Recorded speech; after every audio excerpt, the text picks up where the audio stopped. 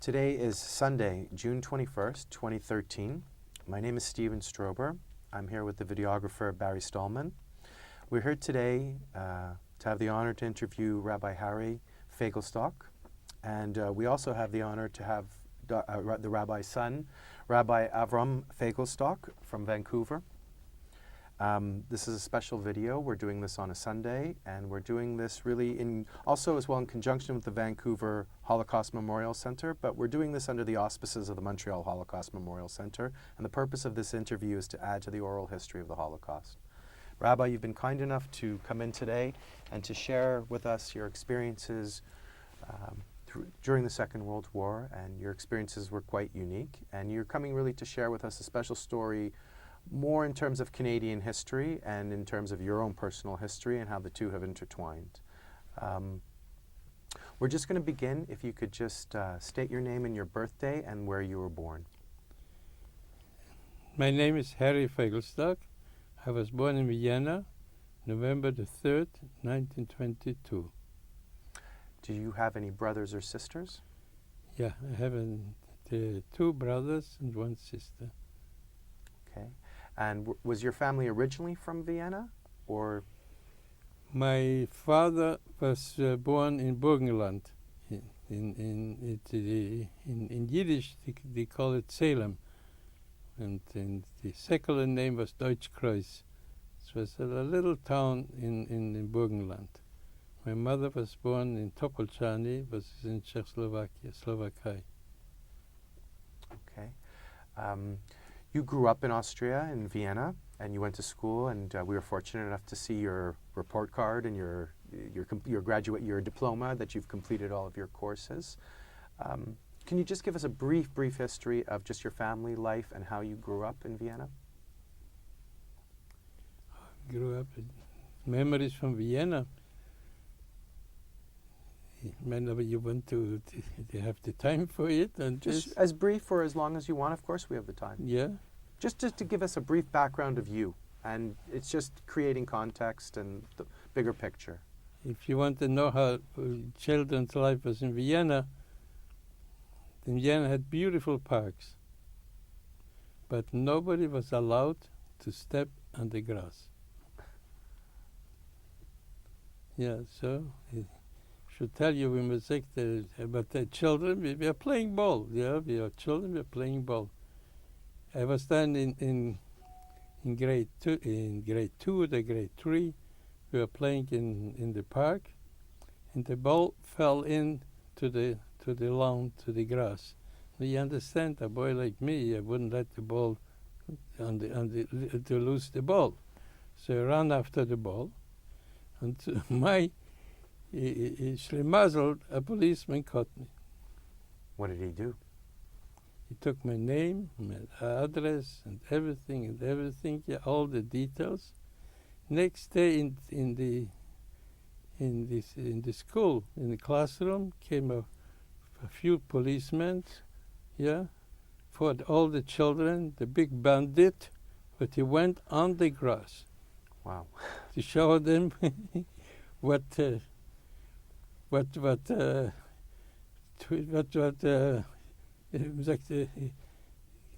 you say it, what kind of dangerous things he did, or some... They wanted to make an example out of you and embarrass you in front of the class. And did you? If you want to know how ridiculous, I will tell you something.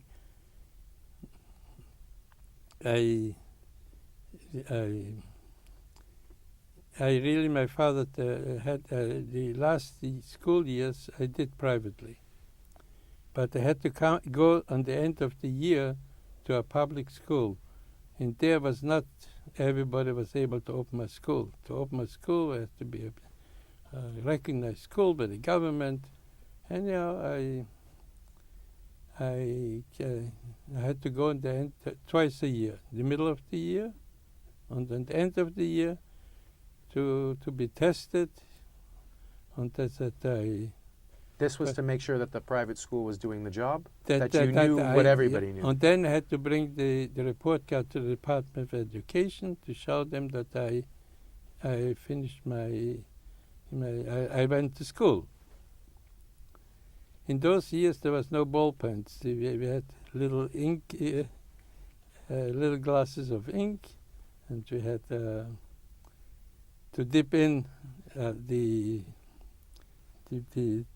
was from steel, the point of the how you call it? The quills that you yeah, dipped into the ink and you yeah, wrote? it was from steel, and you had to be very careful not to have too much ink on the pen and the steel. So you understand. They gave me a test to write. I was very nervous, and she must have helped me, and that I wasn't too careful on the margin of the paper came a little drop of ink. Yeah. And that caused trouble for you? They took Yeah, off points yeah, so what can I do? I can't take another paper. This paper was given to me, and so I finished the test. Give it. Then after finish the test, I presented the paper to the teacher. Teacher looked on the spot, the ink on the margin, said, "Such a paper you give me?"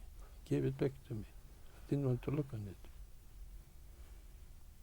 Did you rewrite it? Didn't want to look on it. I begged him, and I said, I didn't do it purposely. It was an accident, yeah? Because if he doesn't this, I fail. I have to do over the whole year. At the end, he gave me a passing mark, 3, but he wouldn't look on the paper. That was German, Austria. That was Austria. Can you tell me a little bit more about your religious background in terms of, did you grow up going to yeshiva? Did you grow up going to, you said public school, private school, but your religious education, was that separate? It's in whole Vienna, there was only one Jewish school, my time. Vienna was only one Jewish school. Do you know the name of the school? Talmud Torah. Okay. The difference between the general public schools and the Jewish school, general public school, you had to go Shabbos to school. Saturday you had to go to school, and you had to sit without any head covering. Yeah. And in our school, we went on Saturday. We went Sunday to school, and we were sitting with the school cap. So I said, "Yarmulkes, yeah, with little head covering." That was the difference. There was no other difference. The subjects were the same subject in the public schools, where religion was the main subject. If you failed the religion, you had to go make over the whole year. That was in old schools. Religion was one of the main subjects. Is in the public schools, there was different. The Jews went to religion. Was Jews went to Jews, to the Jews, learning about history or something else, or the reading Hebrew. The Catholics went to the Catholics, the Protestants to the Protestants. That was the difference. But we learned in the school the same. How you say it in Yiddish, am Spitzmesser. But we learned about reading Hebrew and this. But school was only in the morning, from 8 till 1. So the more religious boys went in the afternoon. There was a Yesodei Torah, was it called, and they had 2 hours just Hebrew. Did you attend that school? Yeah. From what age? From age 6. From age 6 or grade 6? From age 6. Age 6, okay. Yeah. And how was your family life growing up? Did you have a close family? Did you have a happy childhood? How do you remember your parents? I had a very happy childhood. Very happy childhood. I don't remember too much of my childhood, but it was very. It was a whole different life, though, yeah? Sure. Yeah. Different world. Different upbringing. I'd like to ask you, when was the first time that you heard of Nazis, or that there was a man in Germany? I wouldn't remember this, but we heard, we knew everything. You were aware. Yeah, as you were growing up? there was plenty Nazis in Austria. Oh, in Tyrol and following in Tyrol was very strong, very anti-Semitic. Did you grow up with anti-Semitism all around you? Did you The most, experience that growing up? when I went we went to school, yeah, they had to pass a public school. When I passed the public school, there was no, I didn't get some pushes or some this thing to show. Every day was like that. It was fighting. We that had when we had we boys, Jewish boys, who had we hit them back. We were just fighting. But when I went alone, I was afraid to pass public school because I shouldn't get hit. It's very much anti-Semitism. Can you take us really to, I guess, when your family started to discuss the possibilities of leaving Austria and how that came about and how you joined up with the transports? It wasn't legal, so I don't want to speak Okay, of it. no problem. It was not legally. But I suppose, from what you've told me, your parents encouraged you and your older brother. That's when we were ready. We went not legally away from Austria. And when we came to Czechoslovakia, we came to Hungary, we were not, I had no papers, I was a homeless person. What was your brother's name? My brother's name was with me, Emmerich. Okay. And so what year did you leave Austria? There I wasn't together with him. When you traveled to England, you were with him? Yeah. When did you leave to travel to England? We lived traveling to... One thing I can tell you, yeah, only Jewish people needed papers. A Gentile didn't need papers. Only Jewish people needed papers, and they have to have the rights to live and rights and this. So that was in probably May, June 1939. Before that, do you remember Kristallnacht? Do you remember being in Austria and experiencing that? I wasn't there anymore. You weren't. You were already on the move. Do you remember hearing about it while you were traveling? Sure. Do you remember thinking anything to yourself, or just is there any? I still remember when my father told it over to me, and how his tears were coming down. He also didn't see it. He also heard it. How he was crying that the synagogue they burned down. But you were already gone. You're making your way now with your brother. He said, I lived in Hungary in constant fear that if they catch me, they send me back to Austria, and if they came to the border of Austria, it is a death penalty. Okay. It was a young boy. It was a tremendous fear. Caused a lot of anxiety for you, I'm sure. Tremendous fear. If I would see a policeman you look on the street, like the numbers, and make myself that I'm the wrong street, and went to another street. So just tell us about how you made your way from Vienna to Hungary and eventually to England. From Hungary we left, I told you, in May, June 1939, yeah. Mm-hmm. And we couldn't cross to Germany, so we went around Yugoslavia, Italy, and France. And from France we went to England. And you arrived in England when? We arrived in England. The journey took us 2 days. So I don't know exactly the date when we came there, yeah. You were there pretty much from the springtime of '39. You arrived in England, and then you attended yeshiva in England with your brother. Yeah. Where was the yeshiva? Do you remember the name of it? It was the yeshiva is called the Schneider's Yeshiva because the Rosh Yeshiva's name was Moshe Schneider, but the official name was Toras Emes. And where was this located in England? In England, in Upper Clapton Road. Okay. It is N16. The address. Yeah, Just to go back for a second, this journey that took you how many months from Hungary to England, or how many weeks did it take you? From Hungary to England, 2 days.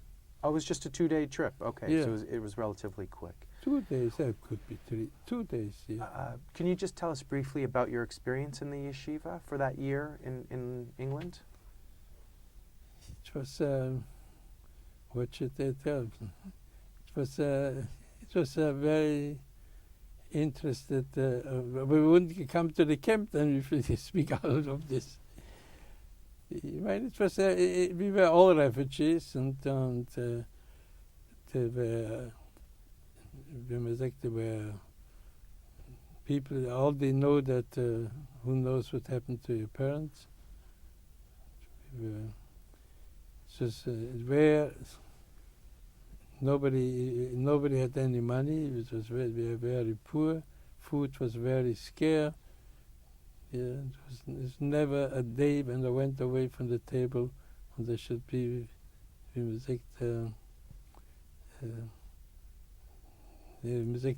satisfied. Right. Were you able to stay in touch with your parents at this point? From England, yeah. From England. You were in touch through letters? Through letters, yeah. Would you say, I mean, but in the yeshiva you were able to perform your duties and learn what you... Yeah. Keep kosher and Yeah, observe sure. Shabbos and, Yeah, and everything. Yeah. Was some of the anxiety that you had, was it gone, or were you still always in constant fear and looking over your shoulder in England as well? It was only then when war broke out, it was, we was afraid of an invasion of England. Yeah. Okay, so you're in the yeshiva for about a year, from May 39 to May 40. War has broken out already. Germany's invading France now. Blackout. Yeah. What happens next in the story? They arrested me. When it was, what you said, when was the date? June. May 16th, 1940. Yeah. I'll just, so you don't have to keep consulting. Yeah. May 16th, 1940, you were arrested. Yeah. Were you arrested at the yeshiva? At the yeshiva. Everybody in the yeshiva was arrested? No. There was a tribunal before. We had to go to a tribunal. Somewhere, if you were to this tribunal, you were put on enemy alien. In another tribunal, they were put also friendly enemy.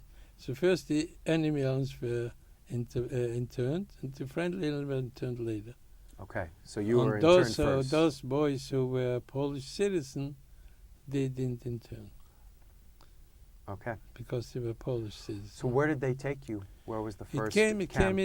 came in there two people in civil, civil clothes, identified themselves that they are from the police. They asked me to come with them, and they said to me, in an hour you come back. If you don't want to question you something, in an hour you will be back. So I took nothing with, I only took my tefillin and my Gemara. Yeah, my Gemara I took with me. That's all. I said, in 2 hours I will be back. Yeah. And you never came back? No, you came back. Was your brother taken too at this time? Yeah, we were together. You were together? Yeah. So where did they take you? They take you to the police station, and they said they kept it overnight there, in a cell. Were you scared? I wasn't so scared. I don't remember it was so scared. I still thought that it's only... Not like making your way through Hungary and being caught by the border or by... No. Different, But okay. then I was convinced I'm a refugee, but what they want from me, a little boy. So I'm dangerous. Probably they will let me go out. Yeah. So they kept you at the jail, and then they bring you... Next day, they brought us to the... To the first of the camps, camp, yeah. the Kempton Park. Camp Park, yeah. Can you just describe briefly some of the conditions there? Were there barracks? What was it like, the camp? The Kempton Park was tremendous large. You couldn't see from one end to the other. You couldn't even walk to one end to the other. It wasn't able to walk from one end to the other. Tremendous, and thousands of people there. Yeah. When we came there was even no barbed wire. They just started to roll up some barbed wire, and we, far away we couldn't see it. Yeah. But we were, I don't know if we were lucky or not lucky. We were, there was little booths there, probably they sell the tickets or the from the racetrack. Yeah, probably. I can't tell you. Did you know it was a racetrack when you were there? You could see. Yeah, Okay. we know it was a racetrack. Yeah, it was a tremendous, large area. It was tremendous. You can get lost there. So we were in the centers. They gave us the booths. Yeah, with a little hut, a built hut there, but yeah, the floor was from concrete. Yeah. And little windows, yeah, probably for people to come to buy. They buy tickets or the whatever, to cash in or the what, and little windows. And they gave them a mattress, a thin mattress, yeah. Put it on the floor, and this was but there was something that I remember from my whole life. Please. Yeah. We came there Friday afternoon. Friday afternoon, there was no way to establish a kosher kitchen. So we had no food. In England, bread was rationed. It was rationed even before. So each person only get one slice of bread. So Friday, for supper, yeah, we gesagt das for Suda Shabbos, the meal of Shabbos. As for the kitchen, we couldn't take anything because the kitchen wasn't kosher. So we were the kosher people. Everybody only had one slice of bread. So there was an older person, about 40, 50 years old, from Frankfurt am Main. Originally, he was from Russia, from Chabad, but yeah, he had a little beard. He took the piece of bread, yeah, took off his pocket knife, made with it little squares, cut this way and this way and this way and this way and this little square. Then he said, "This stickele is for wine." Yeah, how can I say it in English? No, this is... This stickele is for challah. This stickele is for fish. This stickele is for tzimmes. This stickele is for fleisch. This stickele is for... He read out the whole Shabbos meal. Yeah, he count out the whole Shabbos meal. A ganzer Shabbos was dancing from happiness. Dancing from happiness. A ganzer Shabbos. I learned a lesson from this for my whole life. How to be happy with what you have. How you make something big and be happy. It's a beautiful story. What would you do with yourself all day in these camps? So, it's a mitzvah to learn Torah. To learn Torah is a mitzvah. It says we learn Torah not because we want to gain the knowledge, to fulfill the mitzvah, the commandment of the Shem. The Shem commanded us. It is one of the major commandments. As day and night, when you have a spare time, you should learn Torah. Yeah, so we were sitting and learning. Did they have a Torah there? No, we had Gemaras, we had books. You had your books. Some books we brought with us, Gemaras. So we were sitting and learning. Were there any of the internees that took it upon themselves to be the teacher? Were there any more learned than... There were, in our group, there was more older Bacharim who were more advanced, and we together we learned. We went only for about 2 weeks there. Where did they take you next? Next is what I told you. To the Heighton Park. Heighton, yeah. And how long were you in Heighton for? There in Camden Park, we still, because it was so temporary, yeah, so we didn't see no barbed wire. There was a little barbed wire that you could jump over it. Yeah. So we thought it's temporary, yes. Yeah. And I remember we came early in the morning to hide. Yeah. There was already a double fence, big fence, barbed wire fence with, I would say, 4 meters, 5 meters high. And the soldiers were patrolling in between. This was a double fence. And there was towers. On top of the tower was sitting a soldier with a machine gun. They said, there's no more a day or the 2 days. This is to stay here. This was, I felt, that's the end. There's just no more thinking tomorrow we will be back. How did they transport you from camp to camp? With a train. With a train. The Hayden was also was few blocks, tremendous big camp. You couldn't walk from one side to the other. It's blocks with houses and houses and houses. The houses were full.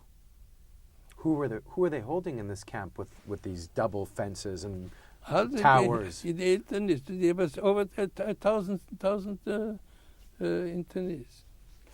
So the houses were full.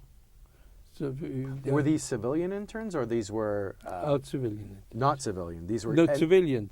Only all civilian. All civilian. So there was no enemy combatants in this particular camp. No. Just civilian. No, only civilian. Internees. Okay. And the majority Jews. And this is what they needed: the guard tower and the double fence. Yeah, we all were Jews. Anyway, when we came there, all the houses were full. So we were 10 boys here. I could be 10, 12 boys. So they gave us a tent. Yeah. And a sack, yeah, and straw. We should fill in the sack with the straw. And this was our mattresses. The sack was, the head was wider, and then it came narrow to the foot. Yeah, the tent had a pole in the. We had to pitch up the tent ourselves. Yeah, in one of the next to a house in one of the yards. So we pitched up the tent. One pole in the middle, and then the coming down on each side. Yeah, and so the mattresses, because they were shaped like this, so they filled up the whole circle of the tent. There was no space in between. You couldn't stand up. So one night we slept there, and we asked the permission from one of the houses. They should give us permission to use the washroom. So they gave us permission to use that. Next day we said, that's not for us. We left the tent, took the sack, and went around. We found ourselves an empty hut next to the barbed wire, and we moved in. We didn't ask nobody permission. Moved in, and so we're staying there. So there we had a kosher kitchen. Because it had already been established, they had made a kosher kitchen there already. There was a kosher kitchen. So. What were some of the things that you were eating at that time that they prepared in the kosher kitchen? I wouldn't remember. Okay. And were you still studying? Yeah. All day. Yeah, we were studying. Now you were only in Highton Park in just a few weeks. Also 2 weeks. So then we went to. But the treatment was okay for the most part. Were the guards mean? Were they brutal? No, Did they do? No. They just left you. No, I wouldn't say. But it was like a city. Had a post office inside, and you could get lost. There's a few blocks. Were you still able to keep in touch with your parents at this point? At this point, no. No. So communication stopped. First communication started when we were to Camp B. Oh, okay. So now from Highton Park, you go to? We went to Isle of Man. Isle of Man. Yeah. So this is the third To Douglas. internment camp in England. So there was already the little hotels. Okay. That was a pleasure gewesen. We had beds and And a little, it was auch blocks, whole blocks, die surrounded whole blocks. How did you get out to the island? But it's with train. There's a bridge that, or they took no. you by boat or a ferry? I don't You remember. Don't remember. You have a good question. It was an island. How we went there. Don't remember. But this but was we the were nicest. on the sea, really on the sea. Right. We went out, was the barbed wire, and next to the barbed was the sea. They let us out many times to go to swim in the sea. Yeah, it was a pleasure to go to swim in the sea. You remember doing that? Yeah. And the house was very comfortable. It was a resort place. Exactly. Beds with it. That's very, very comfortable. Was there very a kosher kitchen established? There, each house had its own kitchen. Okay. Yeah. So you now were preparing your own So, food. our house was completely kosher.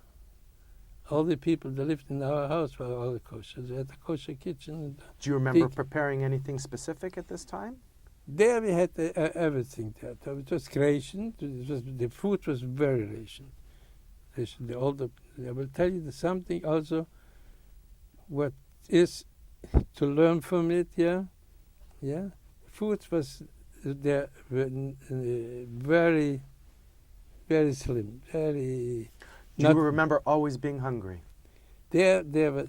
So what is there was my age. Yeah, I was 17. 18? Yeah.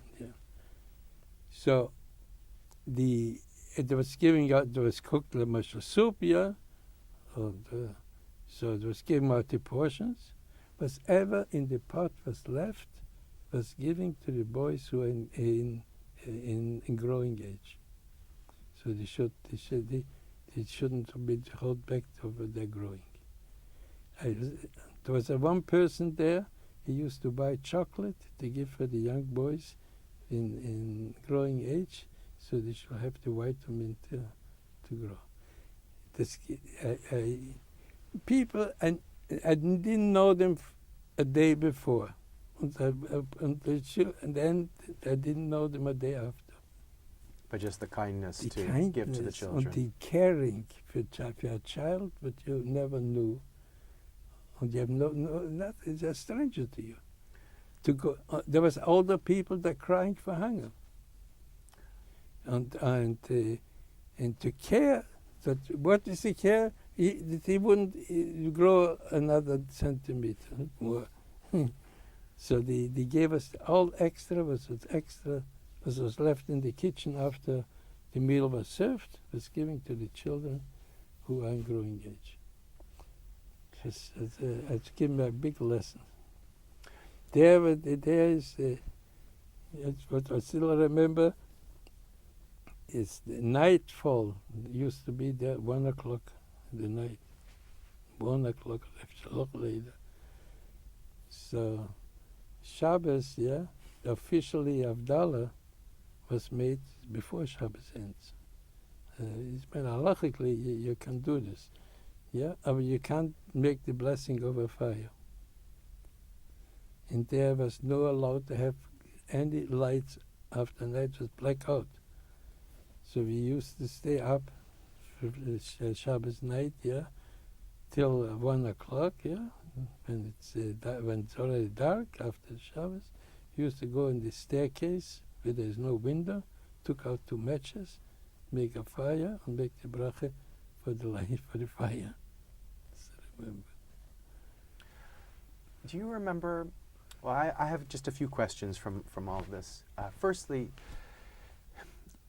as you said, food is rationed. You're not eating very much. Do you remember always living with hunger in these years? Do you remember always feeling hungry? Man, in London we were always hungry. Always hungry. Can you tell me about the clothes you were wearing at this time? Clothes was what we had.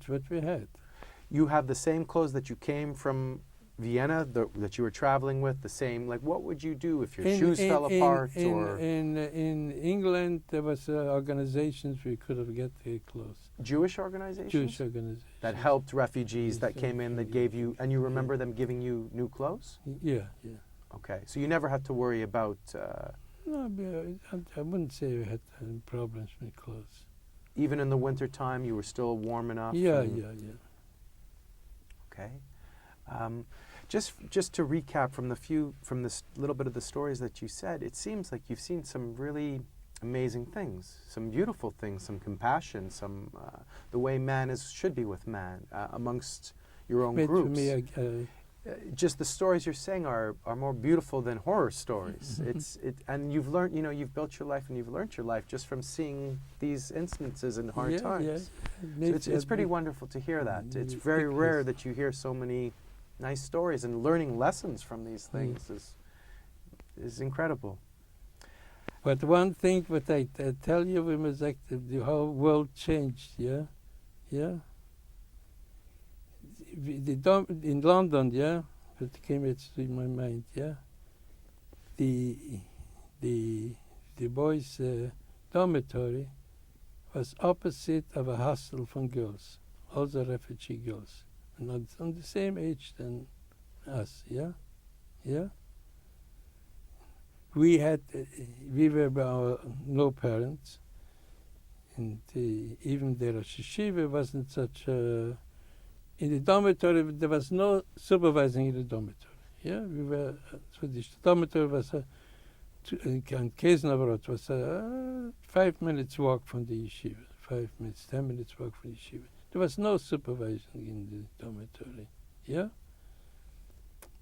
In the winter, our Rosh Yeshiva didn't have money, so the water froze in. We had no water in the dormitory. Yeah. So we were very careful in the morning. We should wash the hands next to the bed. So each night we used to go into the girls' their home, yeah, to get water for next day. We should have to wash our hands, yeah. It not occurred for anybody to have anything to cross the street. And the boy should go out and the girl or this. The boys were strict boys, frum boys, go in, took our water, and that's all. I guess you stay with the ethics that you're taught and the way you were taught. Yeah. Today you wouldn't have this. No. They wouldn't be as respectful today. And the girls had down themselves. They had nobody had. It was a hostel game to the girls to take care of themselves. Now you were only once again in Isle of Man just a few weeks. Until now. Okay, so before you leave to Canada on July the 4th, 1940. How did you go about organizing yourself to get to Canada? Did you apply? No. How did it come about? We were anxious to leave, but it was the authorities. They make the list who is going. Okay, it's we not. We didn't know nothing. We were told that we are going to go. Yeah. They told us we're going to Liverpool and we're going somewhere. They didn't tell us. Okay, so they brought you back to Liverpool. No, they didn't. We never saw Liverpool. Where did you? Okay, so you were on the ship, the SS Sobieski. Yeah. Where did you board the ship? And next to Glasgow. Okay. So you came back to the mainland, to England, and you went to the port. There was a small ship that took us from the island to Glasgow. Okay. And from Glasgow, middle of the night, we went to the. In this time, do you keep getting updates? Do you keep hearing stories of what's going on at the front and what's going on with the war? Are you able to keep up to date? We knew that the ship before us was sank by German U-boats. Wow. And we had friends. Do you know the name of that ship? No. Okay. It's recorded in the book there. It's recorded. Okay. If you ask me later, I can look in the book. But we knew it. But still we wanted to leave because we didn't want to stay in England. But you knew there was such a great risk just to cross the Atlantic. But we were very lucky that when we left England, we were left with a heavy escort. Okay. Warships An airplane was watching over us till the high sea. How And big? the warships accompanied us till Canada. All the way. Yeah, there was another ship together with us. A sister ship, another transport ship of They refugees. say that I can't tell you what it is. No. They say that on this ship was the treasures of the English government, the royal. That they were worried. You're worried of invasion, so they sent it to Canada. That's what was the rumor of it going on. So therefore, it's such a heavy. That's why you had such Such an a armed heavy, escort. It was escort. really because that was the treasure ship. Yeah, Did you ever find out if that was true or not? Or No, I didn't. But What- the escort us. It came more in the higher sea, in the open sea, the more warships left us. But there was one warship that went with us All the till way. Canada. can you describe the Sobieski? Was it a big ship? No, it wasn't a big No. ship.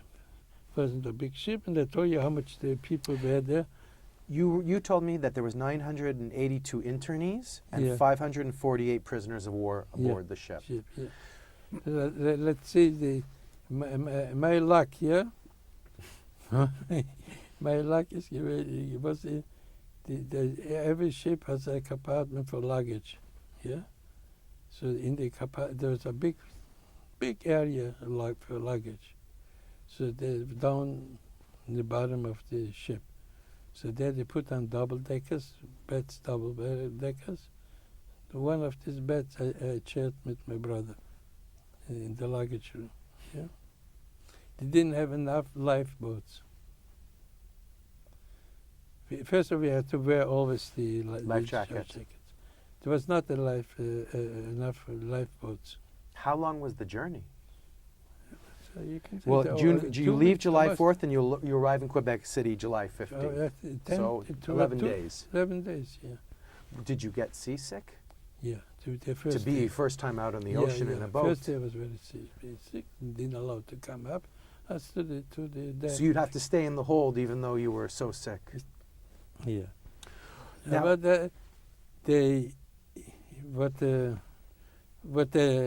we were there together with the German That was soldiers. Okay. Yeah. So when you say there was 982 internees and 548 prisoners of war, those were Nazis that were the prisoners of war. And were you in the same areas? You also I was not in the same area because I was in the in the hold. in the hall.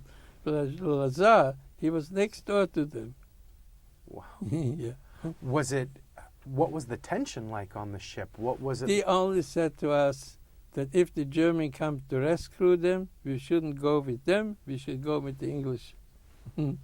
They hoped that the German will rescue them. There But- was some shooting on the high sea.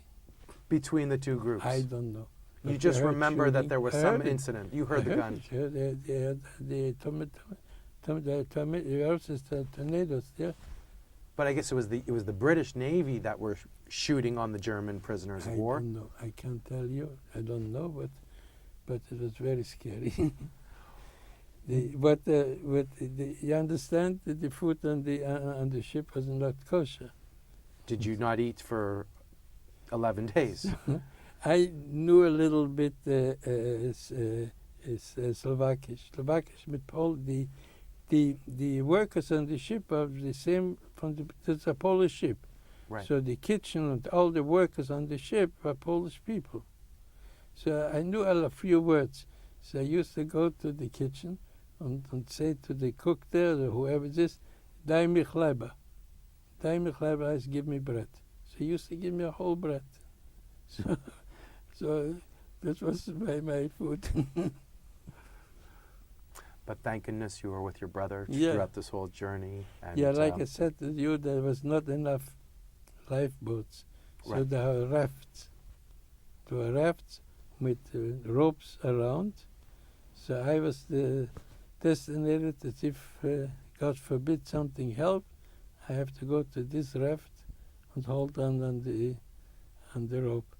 It was every day was how you call it, this arrangement on, and everybody had to go to his, how do you call it, drill. Right.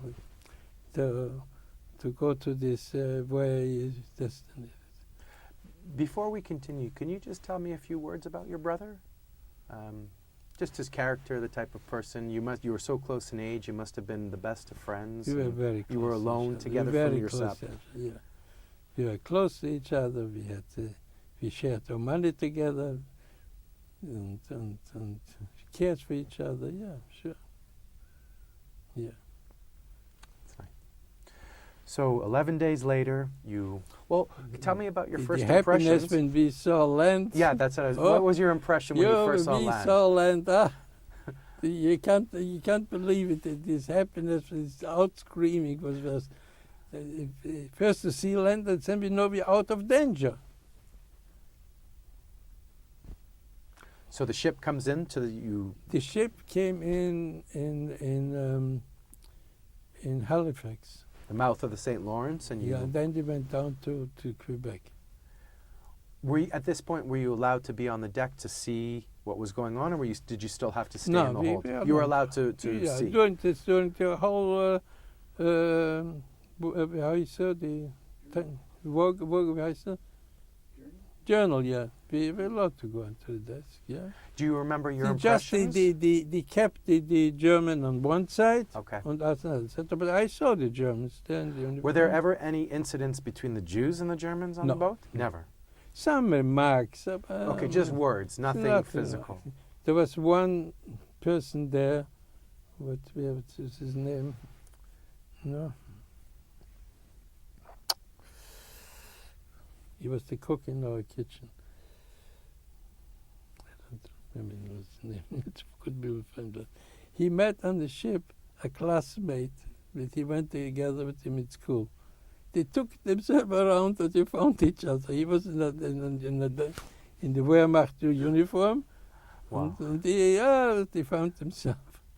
Do you remember your impressions of Canada when you first came? When you first started to see the land and sail down the St. Lawrence River and come up to Quebec City? When we came up, there was a line with soldiers. Whatever they saw, they took away. They saw a watch, they took away the watch. Whatever they saw, they took away. Okay, so now it's July 15th. Then they let us march through Quebec to show the big prisoners that they brought. Right, the big prisoners of war. They paraded you through the city. Yeah. But before that, everything from you was taken? Like once you got off the boat and you had to present yourself, I guess, to the Canadian government, and before they marched you, that's when the soldiers started to just take things from the prisoners? When we go up on the ship, when we come up to the ship, we're in Quebec. And the soldiers just started to take whatever they Whatever wanted? they saw, they took away. So from everybody got No. things stolen from them? Yeah. It could be for me, they didn't steal nothing. I didn't have anything. I had no watch, I had nothing. Was this reported to anybody? Yeah, but... Was anything done about it? No, nothing. Okay, so they march you through the city and they take you where? Then we took her to Three Rivers. But do they keep you in Quebec for a few days or right away to Three Rivers? Went to Three Rivers. So, the same day? Do they take you by train? Yeah, by trains. It was trains from the wooden benches with no electricity. It was from probably the first train that was made in Canada. Old wagons, and the windows were screwed in with screws. You shouldn't be able to open them. They gave us some food. So they take you to Three Rivers. What was the camp in Three Rivers like? In Three Rivers, there was already there, but they probably others told it, but there was already Italians and Germans there, and they welcomed them when das Judenblut vom Messer spritzt. Yeah. So right away. We told the commander that it wouldn't work. Yeah. And what did he do? What did he do, the commander? At first he didn't believe us, but then the next day there was fighting going on. Very dangerous fighting. So he understood. So he divided the camp. They attacked? I don't know. I didn't see it, but I wasn't there. It was serious enough that the commander separated the two groups. what was interesting there, when we came to Three Rivers, there was a Jewish soldier, a Jewish soldier, and he was there as an interpreter because he spoke Yiddish. Yiddish is German. Yeah. So when he saw us, when it could be the secular Jews who didn't he didn't saw so much the Jewishness of them, but we saw our group beards and clothes with so like the black and this and black hats and this, yeah. So he called out, Geld hat keiner nicht. He should have called out the Geld you have to give away. Geld hat keiner nicht. A Messer hat keiner nicht. Money nobody has. So we understood that if they ask us if we have money, we have to say we don't have. And don't try to hide it somewhere, or the pocket knife, or the worst. So he made with us the first contact with Montreal, with the Jewish community in Montreal. He helped us a lot. This was all just in Three Rivers? Did he? Directly we came to Three Rivers. And again, you were only really in Three Rivers for maybe Not a long 2-3 time. weeks. Yeah. Also, when we came to Three Rivers, we told them that we need a kosher kitchen. So they told us 4 feet under the ground. But they saw there's 200 people there don't eat. He had to So do something. They had, yeah. So they provided obliged. us, and instead of meat, they gave us fish. And this soldier, do you remember his name? No. But he was the liaison and your first contact with Montreal, and the organization's finding out. He told He me reported that there were all Jews these and Jews that were in these internees in these camps, Yeah. and that they needed help and they needed to get out. Yeah. We were the first, I think, Jewish that came. Well, it could be in other camps. I don't In remember. Three Rivers? I think so. Other first, one of the first. What? Definitely one of the first. Yeah. Because all the camps only opened in July 1940, and some of them were open to accommodate all the refugees coming from the UK. So you're in Three Rivers for 3 weeks. We were in this was a stadium. In a stadium in Three Rivers. Yeah. And the same type of life where you're still really studying Yeah, we were and learning studying all and day, Yeah. keeping kosher, Yeah. keeping observing The- Shabbos, yeah, of course. there was services and everything. We brought mit the Sefer Torah with us From England. from the ship. Yeah.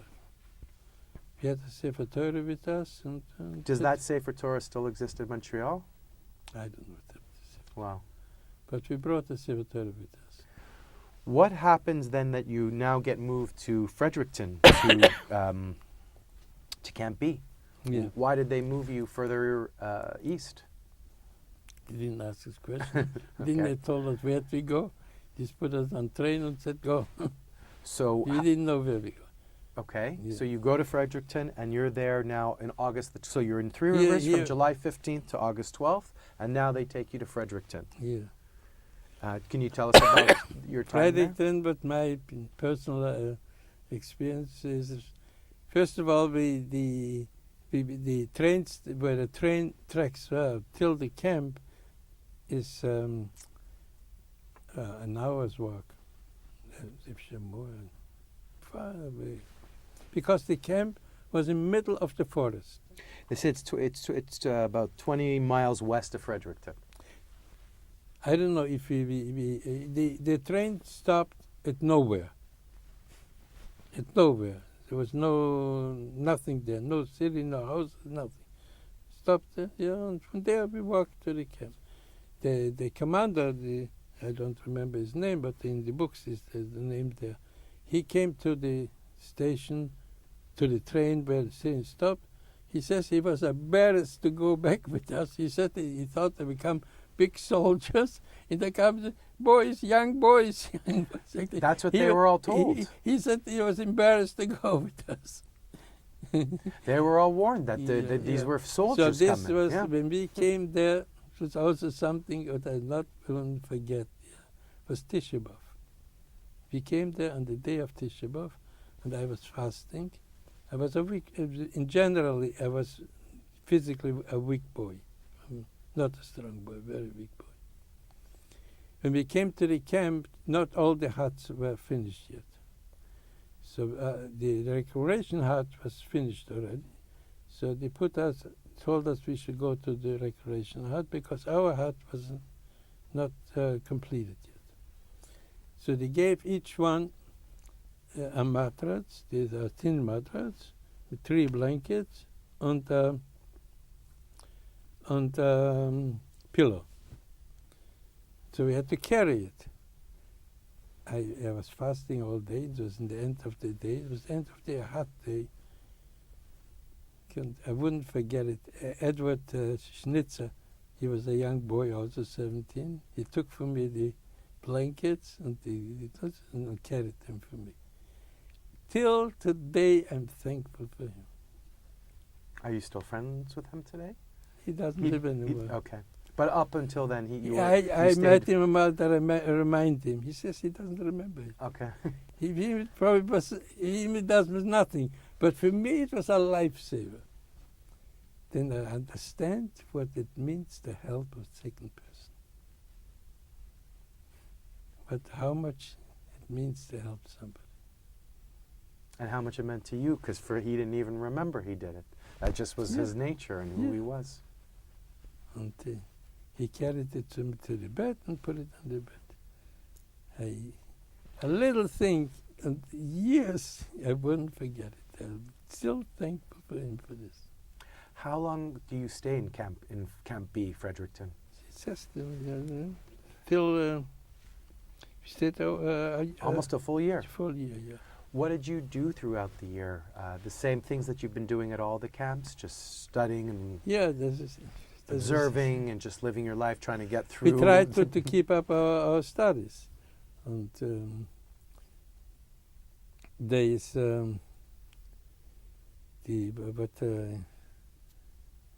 you see in this camp, yeah, there was. There's many things there that I would like to tell about. Yeah, is first of all, I would tell you that in the kitchen itself, yeah, it was a kosher kitchen.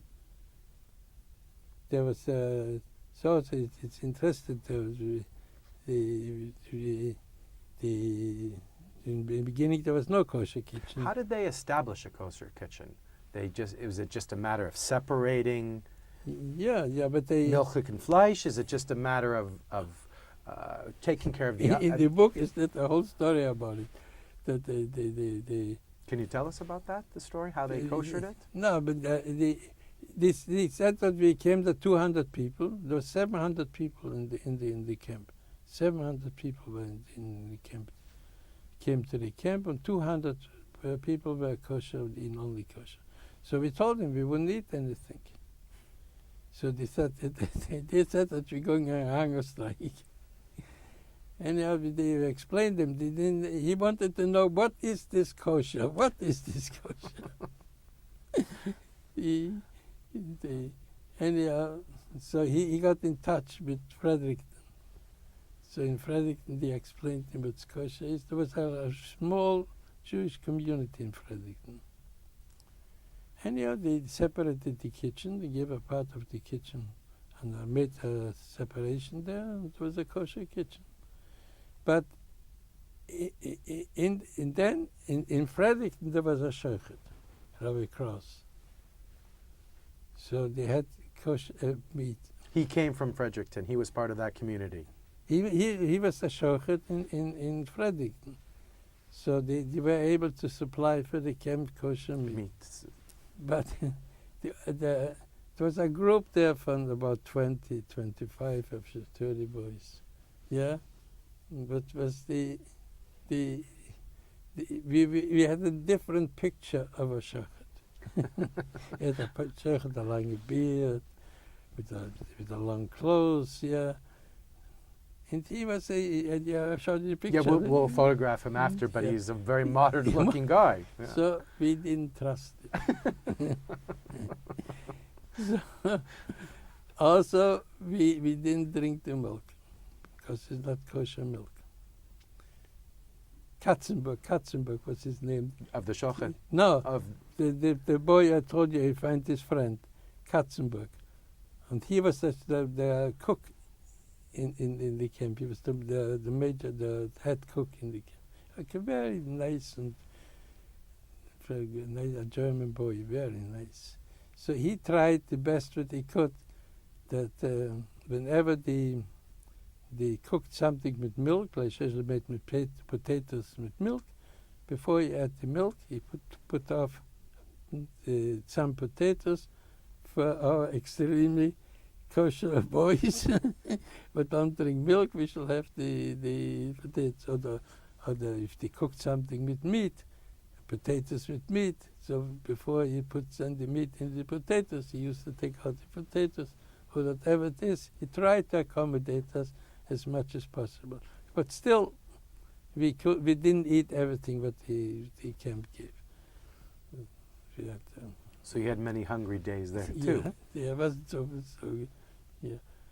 How was it to go through the winter in Canada for the first time? There was bitter cold. Was they cold? Bitter cold.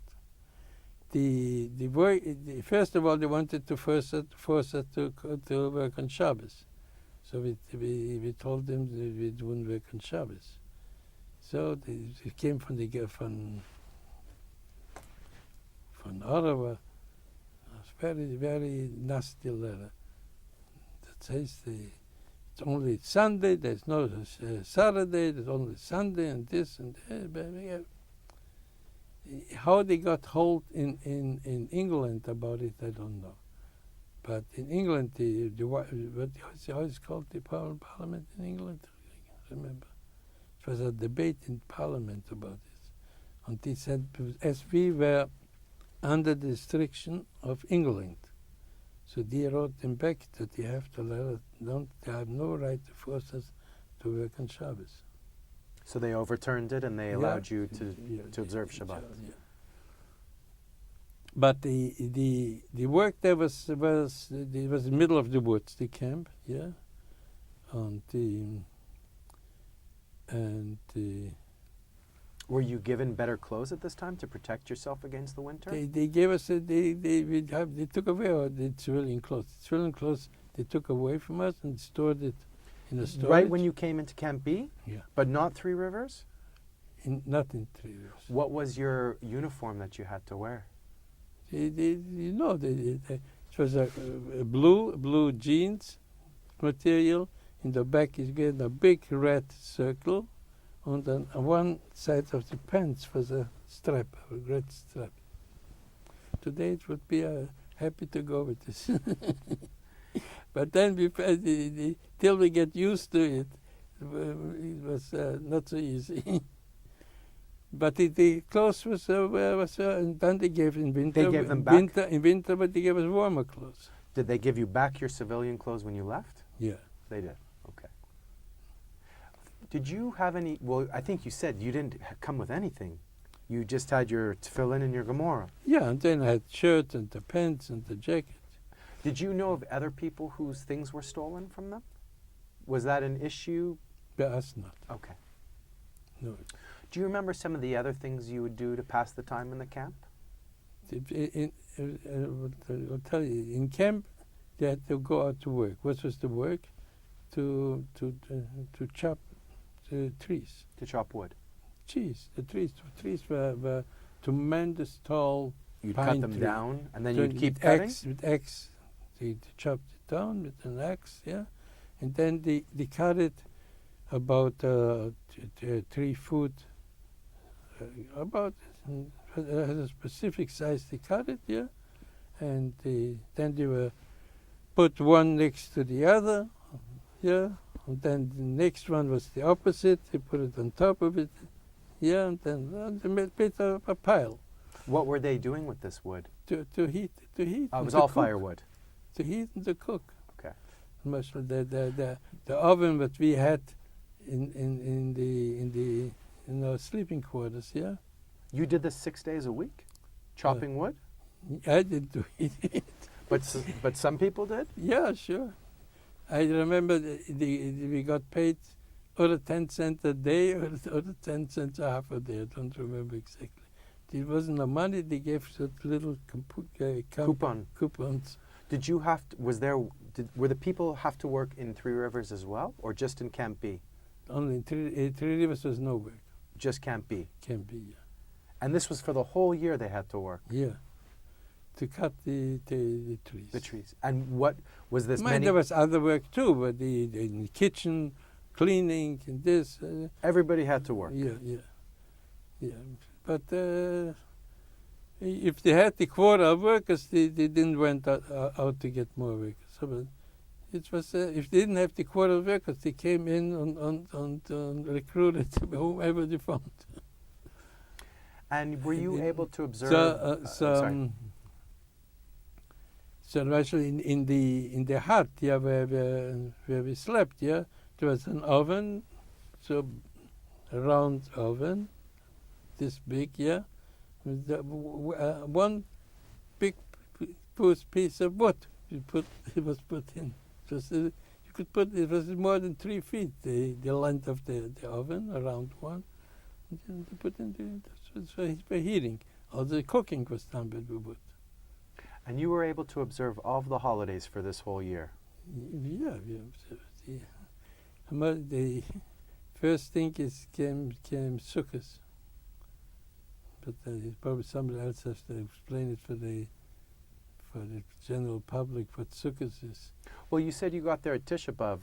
Yeah. The first holiday that you celebrated was... Yeah, but the Shoni Yom Kippur, we had the shofar, we had everything. Wow. We got from the community centers. Mind there was nothing special. But Sukkot, we needed a sukkah. Was there any contact with your family at this point? I wrote to them, but it took them time till they got. You didn't hear anything back from them? I didn't get a letter from them, no. Were They received a letter from us. But they were gone, or they left Europe already? Then they found out. There was probably a half a year they didn't know where. Were you still getting war news and hearing about the progress of the war throughout this year? We knew what's going on. Was it something that was always discussed amongst the group? Was it something that was always on your mind? Our group was, well, we were observing, we were learning, and we were engrossed in our learning.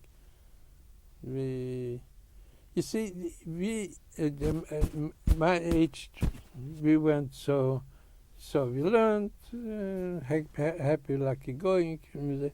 It was the older, those who were 23, 24, or the older, they felt that losing their opportunity to get married, to establish themselves. But I didn't talk about marriage. I didn't think about marriage. So for me, it was not. I didn't understand. I wanted to be free. I didn't want to be in a camp. But losing time, I didn't feel so much.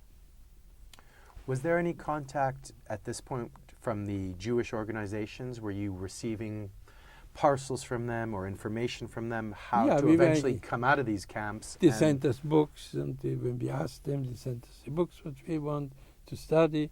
Yeah, and when we needed extra things, the shofar, this, and Pesach, they sent extra matzahs, and the whole list of kosher Pesach products that we couldn't get there. Yeah, they sent it. But the first thing was sukkahs, to build a sukkah. So we asked the authorities, yeah, should give us wood to build the sukkah. They denied that they can't give us wood for sukkah. Then, when they cut down the trees, it's only the stem they used. The branches was waste. Was left waste. So he said to us, "You can take all the branches." So we built a sukkah. The walls were made from the branches. The wall was made nails we had. So we nailed together took the bigger branches, and nailed them together. It was a small sukkah. It was bitter cold. Cold, you have no idea how cold. It was in the end of October, but it was freezing. So to eat in the sukkah, we used to go to the dining room, prepare the food, cut it up, little pieces or whatever it is, run into the sukkah, he grabbed down the food in 2 minutes and out. Because it was impossible to stay in the sukkah. How cold You didn't it get was. shelter from the forest? Was it a very open area that the camp was? The camp was middle of a forest. Okay. I thought there would have been maybe more protection from the No, elements. but it no. was middle of Doesn't the sound like forest, it. middle of the forest. And the wind was blowing, and the walls were made from branches, so the wind went through. Was that winter exceptionally cold as well? Do you remember? I don't know, just very. Just you remember that time being at Sukkot being really freezing. When you went out, how cold it was, if somebody injured himself with the axe, and he needed stitches, he had to come back and wait till the freezing goes out to be able to make stitches. So cold it was. If you took out a little bit water, when you went out of the hut, it froze right away. Wow. How was the treatment from the Canadian Guards at this point? We were very friendly with them, very friendly. And they were decent human beings. They were. Let's say the Shabbos, in the beginning, we asked them to put the wood in the oven on Shabbos. We shall have a warm, or to open the light and close the light. So we asked them to close the light and to open the light. But then the administration found out, and he said it's not right that they should work for us. So I still remember in winter, Shabbos in winter, we used to go to the bed and cover ourselves with the blankets.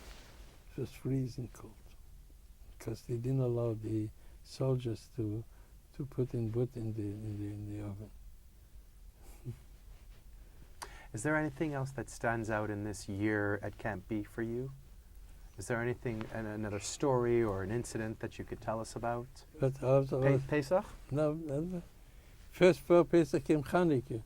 Oh, okay. Yeah. I mean, do you have a story from Hanukkah? Chanukah, we needed menorahs. So there was a boy, the Herschel Sputz. So he was a talent boy. So he made from wood a form, like this, So what he did, we took the cans. A lot of food was brought in the kitchen in cans, big cans, the bigger cans. So we took the cans, we cut off the top and the bottom, and we cut it in the side.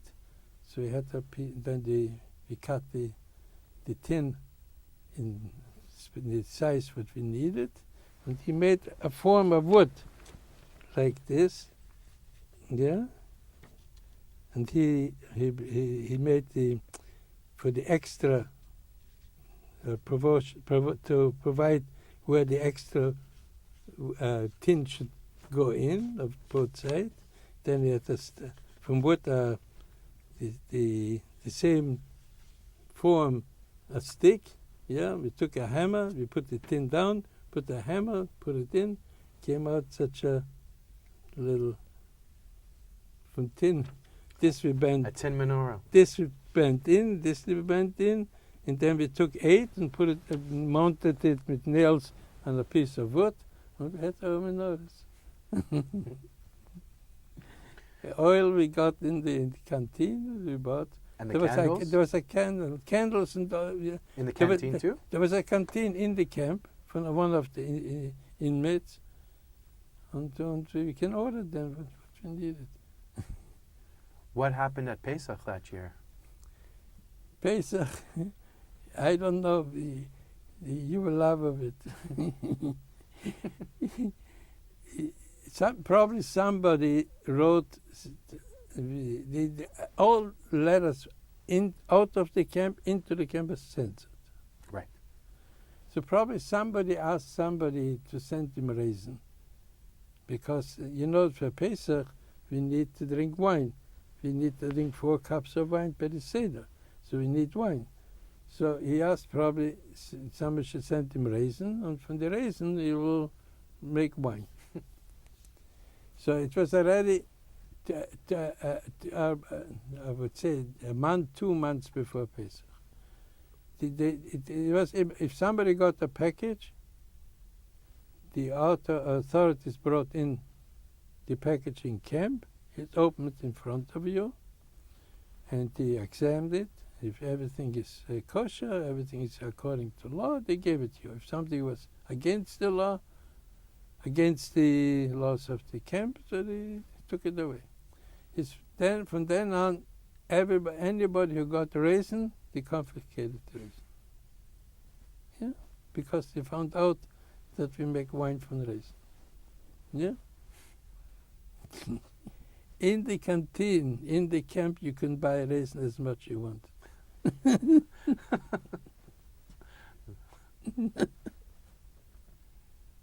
No sense. I just. When did we ordered the raisin in the canteen, so he brought us raisin. And then we ordered for him knives. We needed Pesach-tige knives. So he got first the knives. Then, so the soldiers, soldiers, in their spare time, they drink. And they threw out the bottles out of the window.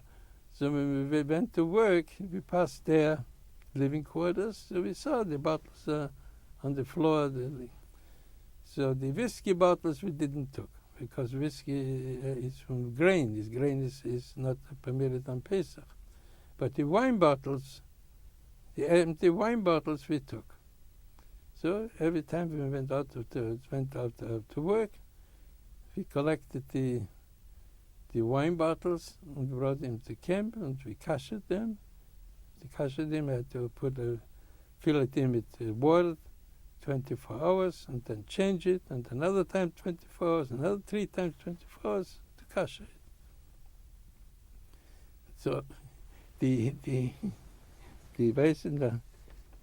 camp was made, the huts were made, the roof was a slanty roof, yeah? Mm-hmm.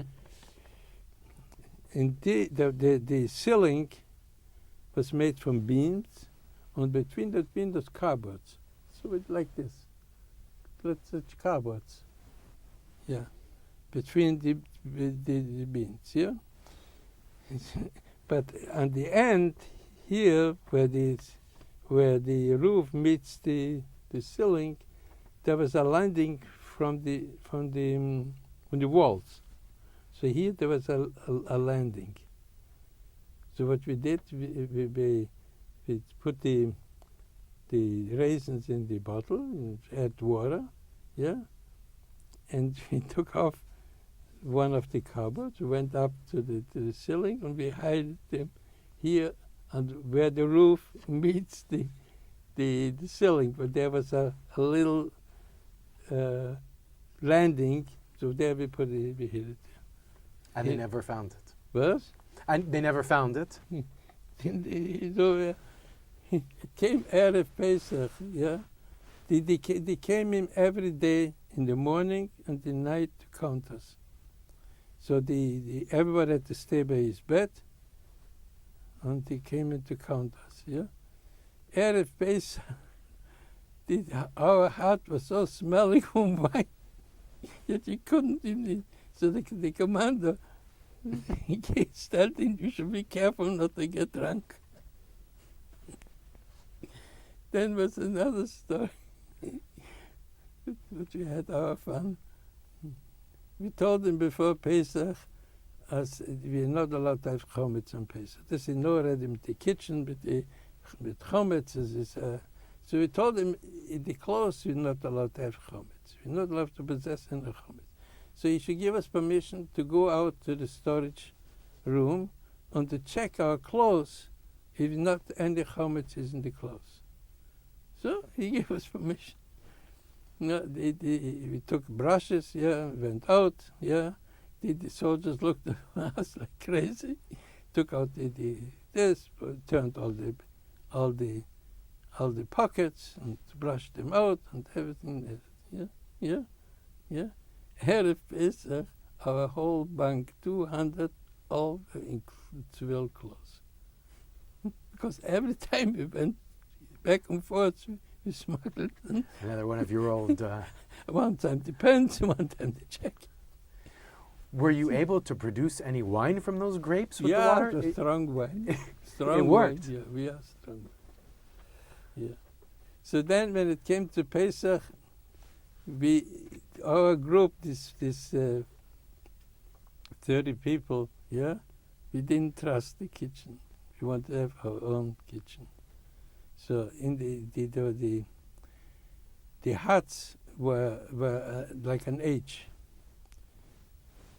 Two in the middle. In the middle there was sinks to wash your hands and to wash your face, and there was one room was there, another room, an extra room. So we took over this room. We went to the canteen and we got ourselves an electric burner. And so we bought dishes, about pots, and we organized our own kitchen. Legally, there was not allowed to have any food in the sleeping quarters. There was an inspection always coming, and the medical inspection for hygiene was coming every day, and he was searching if there's any food. So in the kitchen, they provided us with things that we wanted, what we would use, eggs, or these things and other things. So they helped us out, but we should be able to keep our Pesach for ourselves. I don't remember. I think it was a cabbage. It was something that has a very strong smell. I think it was cabbage. We cooked the cabbage. We got ourselves a lock to lock this room. That nobody should go into there. And the cabbage smelled a very strong smell. And the officers came to count us. Roll call. So he wanted to open he went to the door from where the smell comes. They were just locked. So he asked, where's the key? So we had no choice. We have to give him the key. He gave him the key, he opened it, he looked in, he said nothing and went away. Till today, I don't understand. How he didn't smell it. He didn't see it, or saw it and he didn't want to say anything. Didn't say nothing. Came to the Seder night. This Seder night I wouldn't forget in my life. There was an official Seder in the dining room, but there was light. There was a time for lights out, so they had to make the Seder earlier before the time lights out. But we are Chevra. We are 30 things.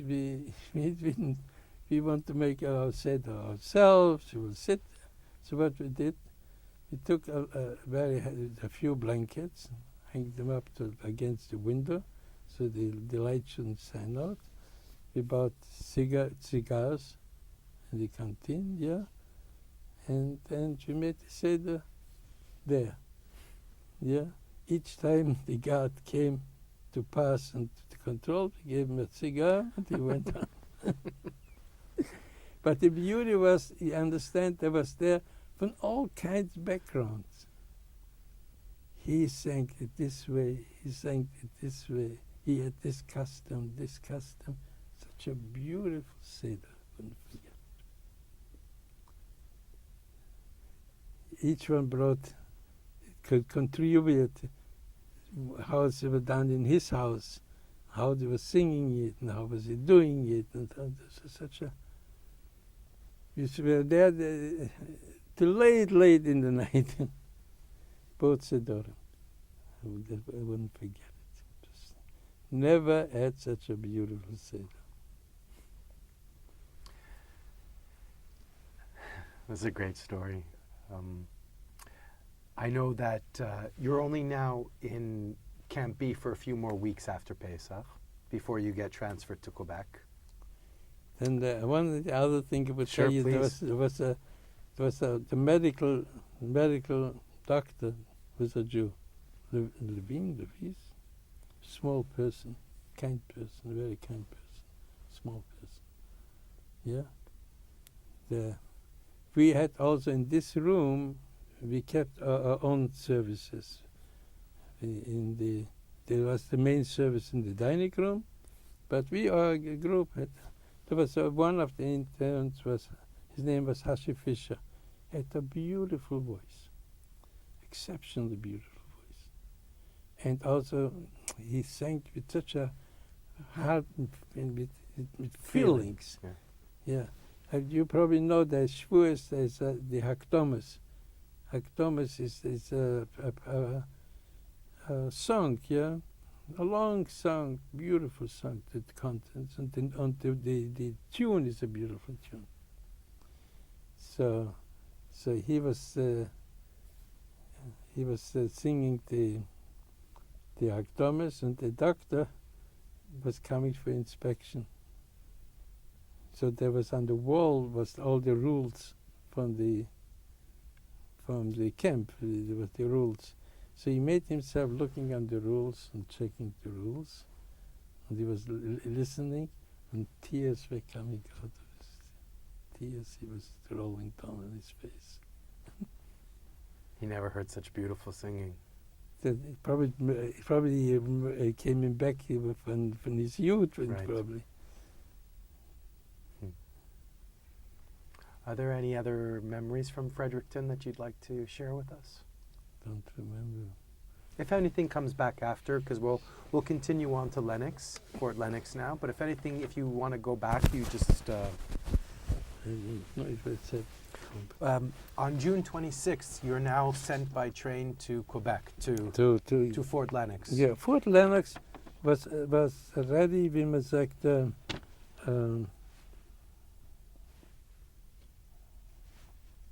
I have written down 26 June 1941. yeah, that's fun. I used to bench Lichte every Shabbos. I had my 2 candlesticks with candles. I had put on Licht every Shabbos. But in Camp I was completely different. Camp I was already not so strict. It was really a refugee camp. Okay, Camp I, right? Yeah. The facilities there was not good. Not there was the sleeping quarters. There was 1 big room, 2 big rooms, and double beds, and but we were sitting and learning. Do you remember the journey from Fredericton to Quebec?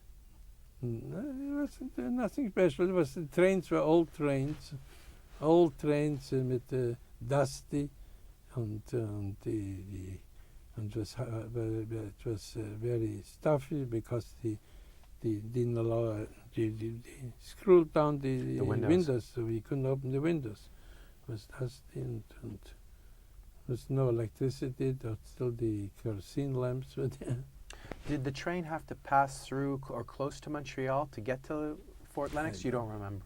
Do you remember if did you have to take a ferry to get onto the island? Yeah. Do you remember doing that? I don't remember. Okay. But you remember arriving at Fort Lennox? What were your impressions when you first came to Camp I? It was, I don't remember exactly, but in general, Camp I was, for instance, we didn't have to write on the special We could write an X on the paper. It was a complete refugee camp.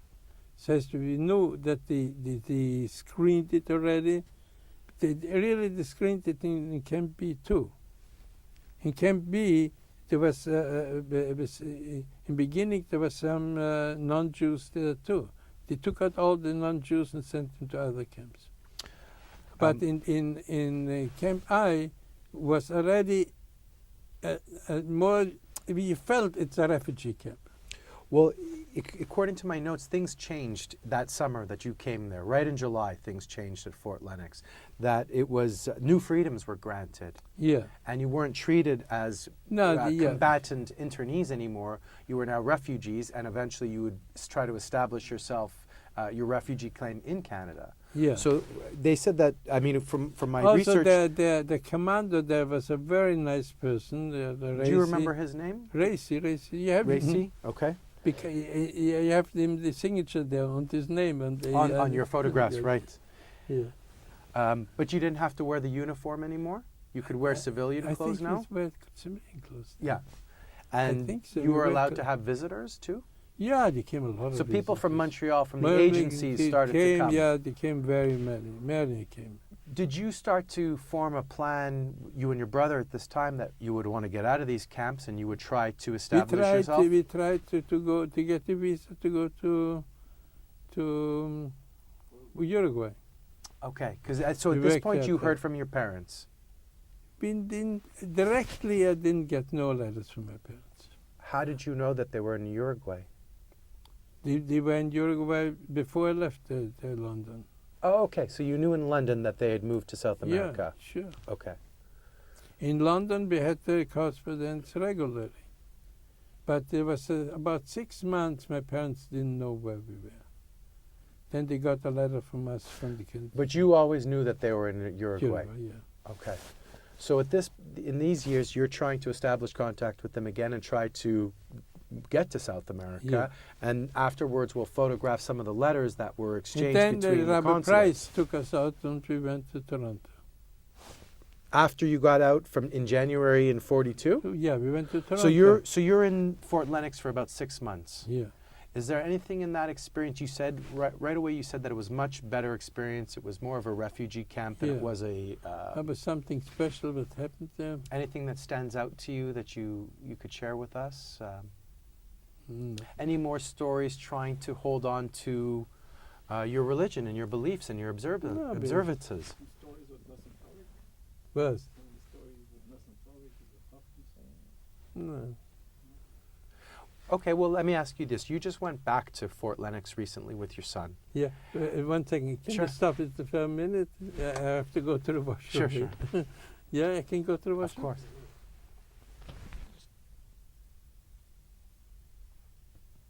Okay, we just took a short bathroom break. We're going to pick up from where we left off, which was really your arrival at Camp Fort Lennox, Camp I. You arrived on the 26th of June 1941, and you were there until about the 29th. You were there until exactly the 29th. They released you on the 27th, but you stayed in the camp until the 29th of January 1942. I'd invite you to share any stories you had or how you were able to maintain your Yiddishkeit and your religious beliefs and what camp was like there. Yeah, I mean, we had a kosher kitchen, and there was like before, there was the general, even the kosher, there was the small group of 20, 30 boys, but we didn't eat the meat and we didn't drink the milk, and Katzenberg provided for us, we should, whatever it's possible, to before he mixed the milk or before he mixed the food, meat, whatever he could save, he put away. This is in Camp I. And same as Camp B, same as Camp I. He came with us together. Yeah. One was interesting. He came from the Congress, from the Jewish Congress, came to visit us. From Montreal. Yeah, he's the Major Racy. He was the commander of the camp. He explained to the Congress about kashrus, but he has problems with the meat, and the meat comes after 3 days, and we rejected it. We had to send it back. The Congress, the Jews from the Congress didn't know. He knows more the halacha. The laws and customs from kashrus more than the Jewish delegates. And he explained it to them. But my son wants to tell you, should tell you from Camp B, yeah. There was one of our inmates, he doesn't live anymore, Norman Fellig. We called him Nossen Fellig. He was a chevre man. I don't know what he did and what he did. There was a jail in the camp too. In the camp there was a jail. But the jail was not... it was not the danger. Was it the cellar? The dungeon, danger. or right? Yeah, it was one of the huts was a jail. I don't know what he did. He sent him to jail for 7 days. So there was an old guard. You understand? The guard, most of the guards in camp were old soldiers. Some of the young soldiers they needed for the front. They were old soldiers. So he was the guard there by the jail. So Nelson Felix knocked on the door. Yeah. So the guard came to the door, opened the door, and asked him, "What you want?" He knocked on the door. No, I didn't knock. No. Okay. It goes by 5-10 minutes. He knocks again. The guard comes to the door, opens. "What do you want?"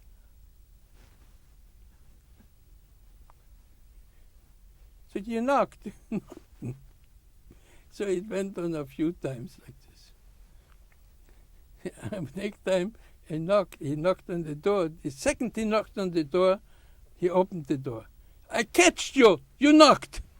So I said, "Yes, I knocked. So what do you want?" "I have to go to the washroom." So he takes him to the washroom. So the guard, he got very angry. He says to him, "Because you did this to me, you'll have to wash the whole jail. You have to wash the floors with the whole jail." There was no water there in the no fountains. So you see the plan in this from the jail to the kitchen was a 10 minutes walk. The camp was a big camp. So he couldn't send Nossen Felix because he then was not allowed to leave him out from the jail. So he locked him up in the jail, and he went himself to the kitchen and brought a pail of water. Yeah. And he brought it to the jail. He gave him a mop and said, "No, you have to mop the whole floor from the jail." But he says, "You should be careful. I went specially to the kitchen I brought the water from there. Be careful on the water." Oh yeah. So he watched him. He puts in the jail. He puts the mop in the pail. Starts from Russian V. He get with the back with the foot. Get the butch the bucket and all the water spilled. So the guy got angry and took him and said, "Go out of here! I don't need you."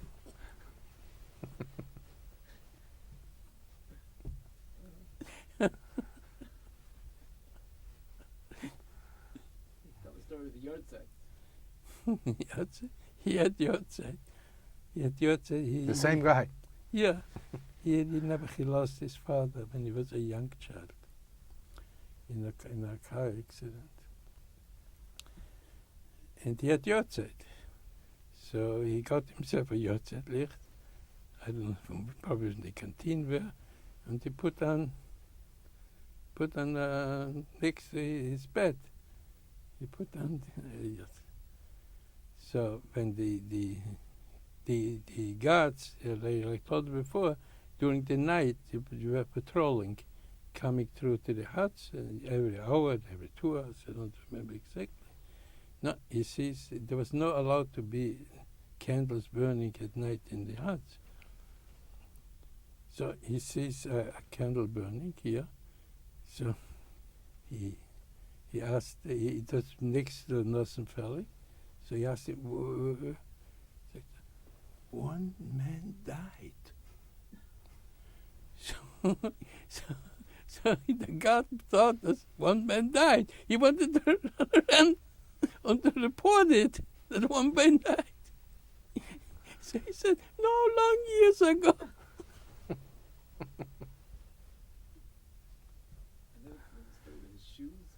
In his shoes, he had a big foot. He was tall, very tall, the big foot.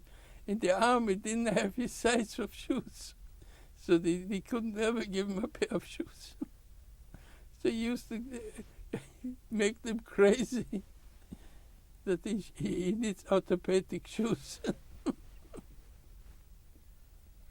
What, you had mentioned a story about Christmas, or? No, but I don't know, it's not funny. Is it as funny as the other No, ones? no. No? Okay. So you're in Fort Lennox, January 42, and the camp, they decide they're going to let all the refugees out. But then in Camp I, we knew already that the government, if there's some already who left already camp, because that we need, we will go out from here very soon. We knew already. This is just somebody has to be the sponsor, and somebody has to get for you. Did you have somebody who would sponsor you? This was Saraf Price in Toronto. He took out the most of the yeshiva boys. He took out. What was his name? Harav Avram Price. Rabbi Price. He had the yeshiva in Toronto. And he sponsored Not most of he had to get sponsors. Okay. But he took responsibility He has for to get for the each chevra. boy a sponsor, and he got sponsors, and he took out the So January 29th, you went to Toronto. Toronto. Yeah, but still, when we went on to Toronto, we couldn't move. We had to stay in Toronto. To move from Toronto, we are not allowed to leave the city. To leave the city, we needed to have permission from the Minister, Blair was his name, the Minister of Immigration. Minister of Immigration. He was in charge of every boy. They had to get a separate sponsor for Huh? each boy. Then, Each boy had their own sponsor. Right. yeah. The government wouldn't allow one guy to sponsor two people. Okay. Thank you for clarifying that. How long did you stay in Toronto for? A year then. And your brother was with you Yeah, still the whole yeah, time? Yeah. After the year, we didn't like it in Toronto, so we asked the Mercus Torah in Montreal. They should get for us sponsors in Montreal, and we wanted to move to Montreal. And Rabbi they tried very hard that the Blair shouldn't give us permission to move. He wanted us to stay in Toronto, but we didn't like it. So at the end we won. We got the permission to leave. We went to Montreal. Do you remember when you moved to Montreal? Moved to Montreal in the Sorobatavis. So Sorobatavis is around a year later. So we were released. So 43? Yeah. Yeah, 43. Yeah, 43. Probably it was December, January. Right. And then you came to Montreal, and where did you go? Where did you live? The yeshiva provided for us. What was the name of the yeshiva in Montreal? Mercus Torah. Okay. Today is Yeshiva Gedola. Okay. Yeah. And what was your life like in Montreal? How were the conditions here? They gave us pocket money, and I myself, after a few months, went over to Lubavitch. Okay. And did you know of any other anybody else in the Orthodox community that was rescued this way? I know that there were efforts made by some of the Jewish organizations to help strictly the Orthodox boys, the religious community. Were you aware of this? Was this still going on once you were freed and you joined the community? there was but the rest got when the from camp, yeah, with the afterwards all they were released, everybody. Okay. So the community did for everybody. Man, the Hayas and the Canadian Jewish Congress. There was one person who was in charge. What's his name? Hayas, yeah. When the book there is his name there.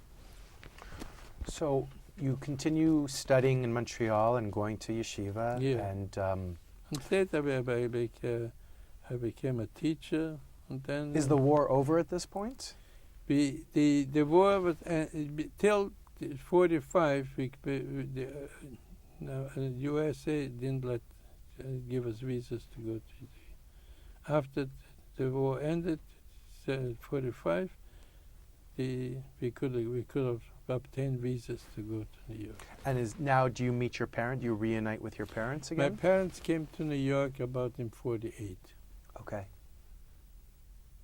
And then you go in 48 to meet them, and the Yeah, first but time yeah. you're seeing them in 10 years at least. It was 10 years. And what was that reunion like, to see your other brother and your sister and your parents? First, my father came alone, and then my mother and my brother and sister came. How was their experience in Uruguay?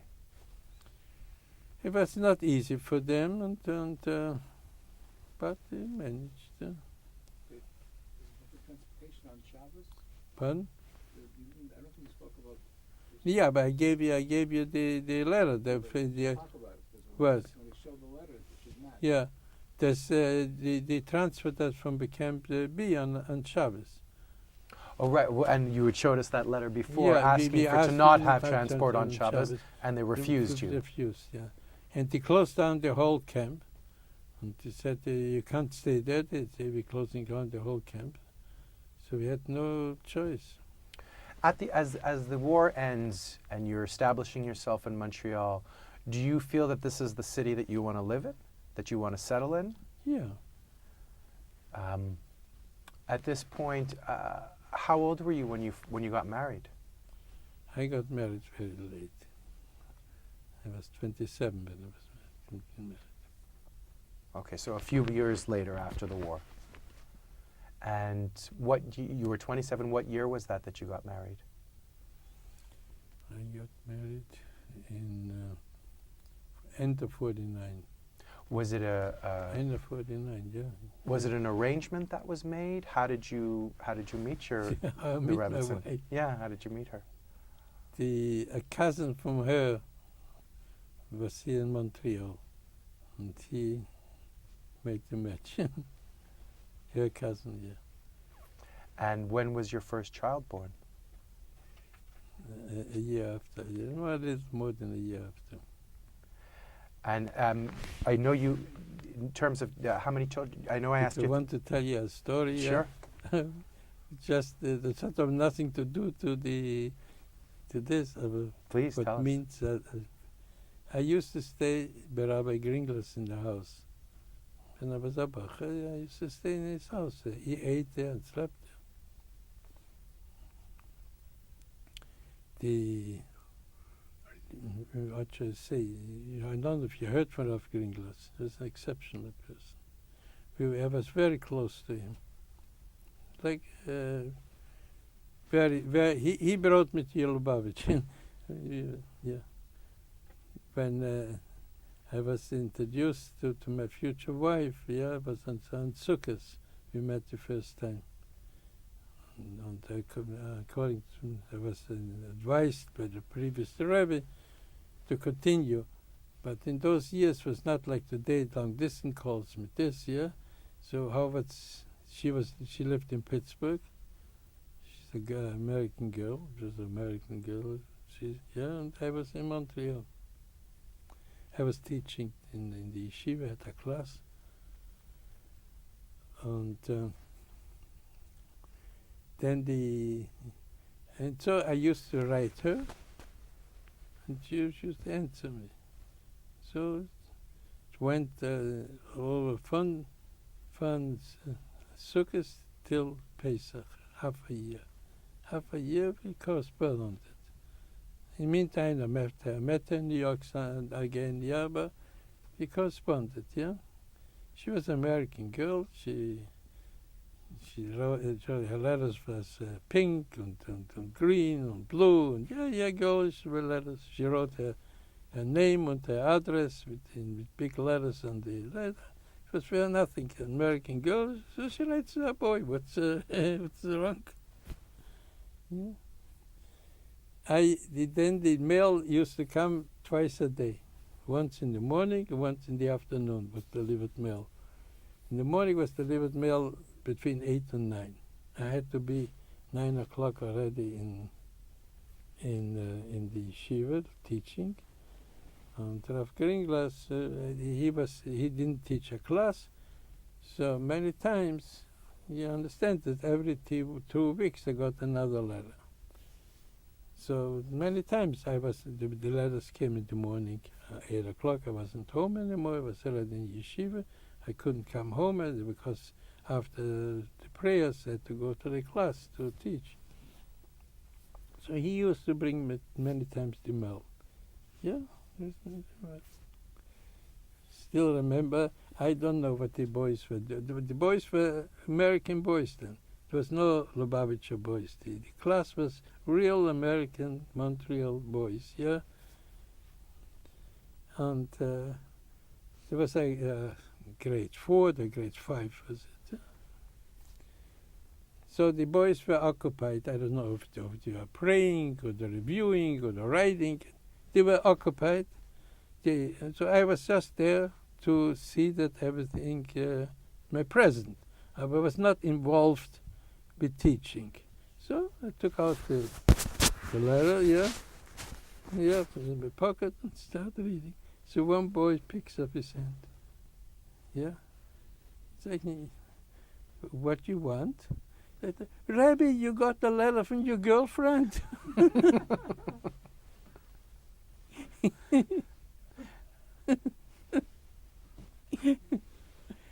Yeah. I got engaged. I went to Pittsburgh after Pesach and got engaged, yeah. When I came back, yeah, this Rabbi Gringlas gave me mazel tov and asked me, who is the lucky girl?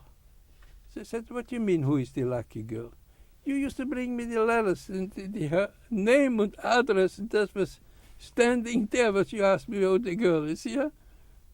He said to me, I knew it's you got a letter from you in a shidduch with a girl, yeah? But because you didn't tell me, I never looked on the back address.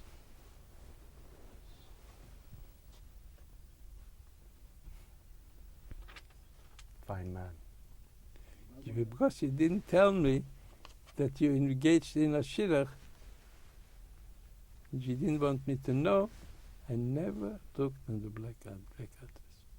I knew it's from a girl, but I never looked on the back. He eventually became the principal of the school. Okay, he eventually became the principal. Yeah.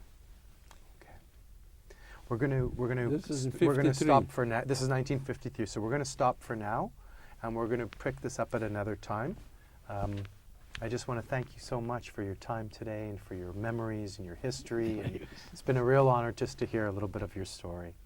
And not only historically, but just for our own country to learn about the internment camps and what they did and how they treated all these refugees coming in. So thank you. You're welcome. I hope I see. What? Finish? We'll continue this the next time.